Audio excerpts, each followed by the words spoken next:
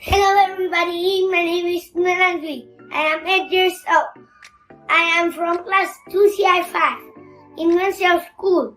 Today I will tell you about my summer holiday plans. As you know, the semester school is coming to an end. Here comes my summer vacation. I am planning my holiday for this summer and I think I will have an exciting one.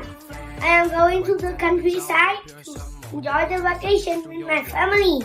My grandparents, my uncle, and his children live there.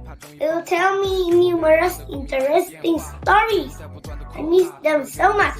On big grass fields, I will fly kites with my cousins and the children there. I will also go fishing with my grandfather. He is a very good fisherman. My countryside is near the beach. Therefore, I will go swimming with my cousins. We like playing with water so much.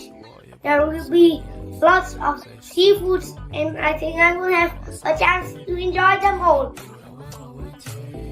My summer vacation will certainly be great. I will have a lot of leisure to relax and play. Thank you for listening.